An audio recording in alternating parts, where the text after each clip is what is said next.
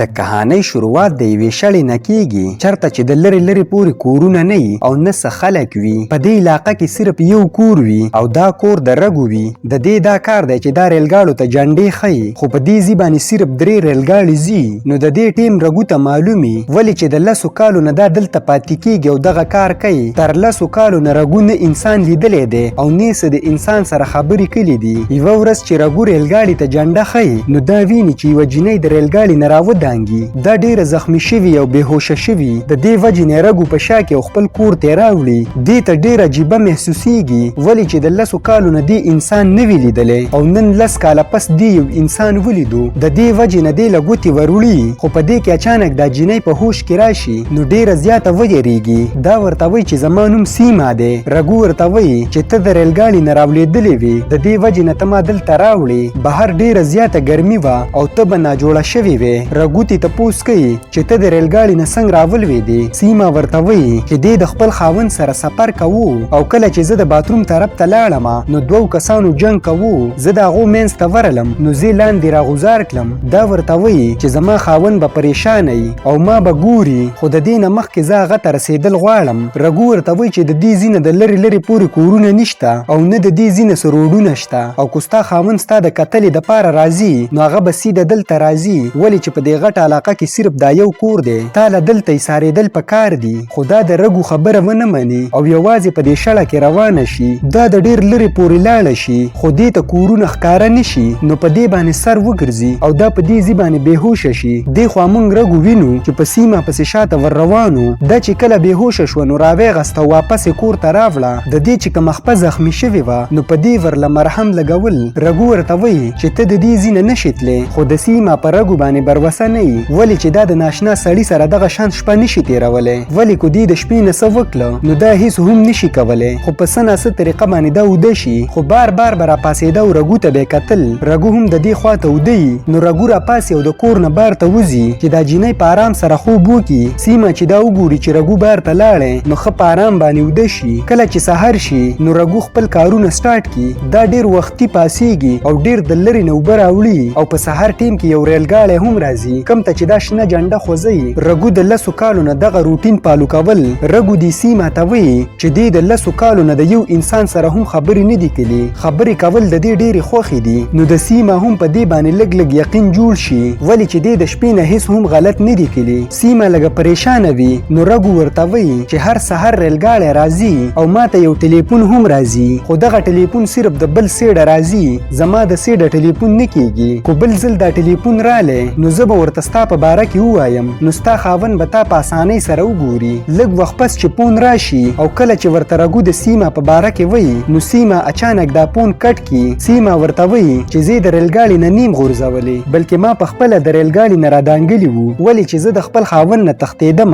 زه د دماغو ډاکټره یم او زما خاوند لیونی دی. د دې نه پس ورته دا خپله کهاني شروع کړي. دا ورته وایي چې څه کاله مخکې یو سنجو نومي مریض زما خواله رالی. د دې دماغي حالات خراب شوي وو ولې چې د دې ښځې خودکشي کړې وه او دا په ډپریشن کې تللی وو. د دې وجې نه ما د دې علاج شروع کړو، خو دا علاج دومره آسان نه و. په اصل کې دا د سیمه لا اولنی مریض و. د دې وجې نه ډېر زیات ټیم سنجو له ورکو. په مزه مزه باندې سنجو ښه کېدو. په دې کې د دوی دواړو دوستي جوړه شوه. د دوی په منځ کې ډېر ټیم تیر شوی او سنجو اوس مکمل ټیک شوی یي. نو د دوی دواړو په خپلو کې محبت جوړ شو او لږې ورځې پس دوی دواړو واده وکړو. د سیمه خاندان دا خبره نه منله ولې چې سنجو یو لیونی و. دا کله هم خپل حالت ته تلی شي، خو سیمه د خپل خاندان خبره ونه منله او د دې سره واده وکړو. د دې د واده نه لږې ورځې پس سنجو واپس لیونی شو. په دې به ډېر ظلم کوو.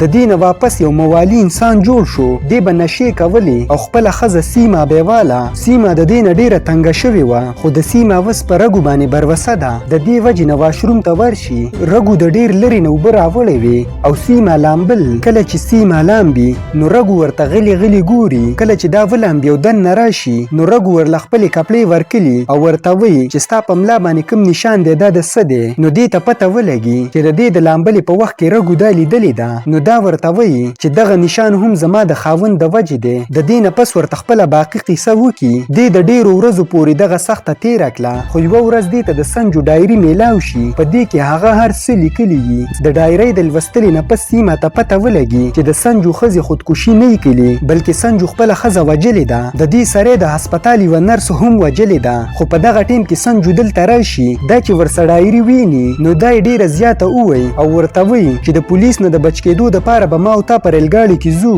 نو په دغه ټیم کې ما د دې ریلګاډي نه رادانګلي وو. سیمه ورته خپله ټوله قیصه وکړه. د دې کهانۍ نه پس ورته رګ ووایي چې ستا قیصه او زما قیصه بالکل یو شان ده. زما او ستا د دواړو په دې دنیا کې څوک نشته. موږ دواړه دلته ژوند تېرولی شو. خو د سیمه په سمج کې څه نه راځي چې رګو اخر غواړي څه. په دغه ټیم کې د ریلګاډي وخت شي او رګو د جنډې خوستلو دپاره ورشي. دې خوا سیمه د رګو سره مدد کول غواړي. دا د دې دپاره خوراک جوړ کړي او د دې کمره هم صفا کړي. په دغه ټیم کې د دې په لاس څه داسې شیز ولګي چې دا ډېره زیاته حیرانه شي. دې ته څه اخبارونه میلاو شي. په دې کې لیکلي چې یو کس 4 مړي کلي دي او تښتېدلی دی. نو سیمه ته پته ولګي چې دا ټول مړي رګو کلي دي او دا دلته د یو بل سړي په نوکرۍ باندې لګېدلی دی. د دې نه پس سیمه چاقو راواخلي او دې ته یې ونیسي. نو رګو ورته وایي چې ته یېرېږه مه، زه تا ته ټوله رښتیا قیصه کوم. د دې نه پس ورته رګو خپله قیصه شروع کړي. دا ورته وایي چې زما مور زما دپاره یوه جینۍ خوښه کړې وه او په لاوله ملاقات ورته دې ټول هر څه صفا صفا وویل. دا ورته وایي چې ما د یوې جینۍ سره مینه کوله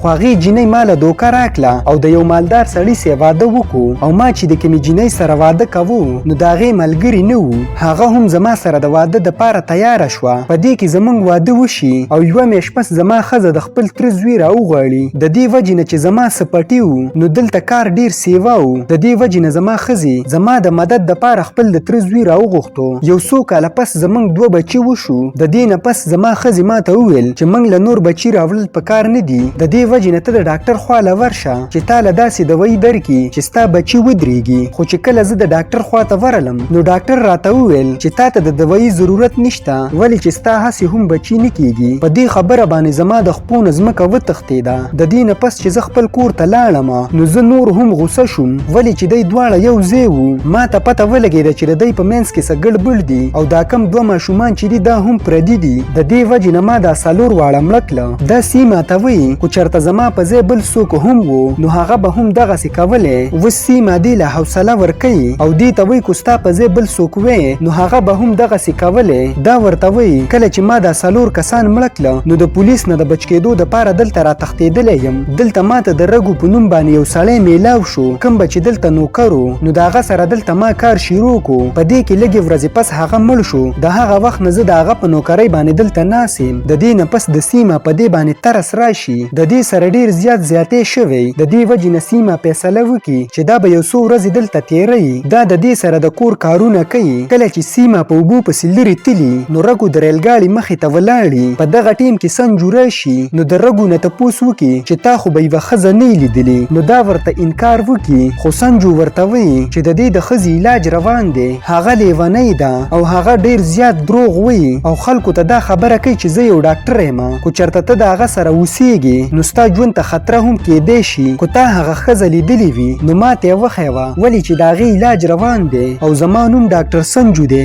د رګو د دې په خبرو باندې یقین نه وي. دلته رګو کنفیوز شي چې اخر دا په کم یو باندې بروسه وکړي. د دې نه پس دا د سیمه خوا ته ورشي او دې ته وایي چې زما سره سنجو میلاو شوی و. خو دا جینۍ ورته وایي چې سنجو پاګل دی. هغه خپله ښځه هم وجلې وه. هغه په خپلو خبرو کې خلک راګیروي او که زه د هغه خوا ته ورغلم نو ما به مړه کي. د رګو په دې باندې بروسه نه وي. نو سیمه ورته وایي چې موږ به دلته پولیس راوغواړو خو رګو یې منع کي ولې چې دا په خپله هم مجرم وي. دی دواړه واپس لاړ شي او دا د سیمه سنجو له ورکي نو سنجو یې د لاس نه ونیسي او روانه کي. سیمه رګو ته وایي چې ما ستا سره یو څو ورځې تېرولې خو ته په ما باندې پوهه نه شوې خو تا زه ونه پېژندم. د دې نه پس رګو دې سنجو ته په ژړا شي چې ته به خپله ښځه مړه کړې. د دې نه ښه ده چې ما ته یې پرېږدي موږ به دلته خپل ژوند تېروو. دی دواړو چې کله خبرې کولې نو سیمه د شانه په سنجو باندې حمله وکړي. په دې باندې دا ډېر زیات زخمي شي او رګو هم په دې باندې شروع وکړي او مړې کړي. دی چې کله خښوو